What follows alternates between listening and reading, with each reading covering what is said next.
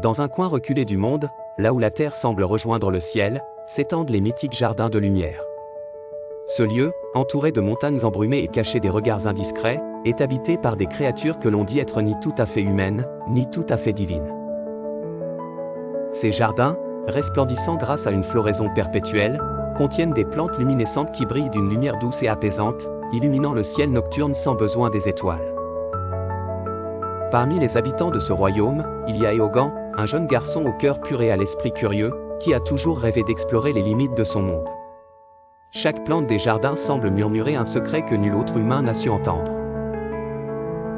Eogan ressent un profond lien avec ces murmures lumineux, comme s'il était destiné à percer leur mystère.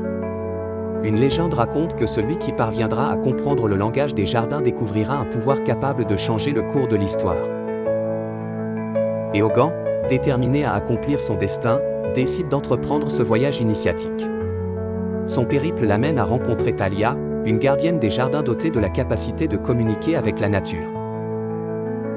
Ensemble, ils découvrent que les jardins réagissent à leurs émotions, se teintant de couleurs variées selon les sentiments exprimés. Ils apprennent que chaque couleur a une signification, une direction à suivre. À travers des épreuves inspirées par les éléments de la nature, Eogan et Thalia découvrent la signification du courage, de l'amour et de l'harmonie avec le monde qui les entoure. Les jours passent et les nuits s'illuminent de leurs récits aux constellations formées par les plantes lumineuses. Finalement, Eogan parvient à écouter pleinement le chant des jardins de lumière. Il dévoile un chemin caché vers un endroit encore plus mystérieux et inédit du royaume.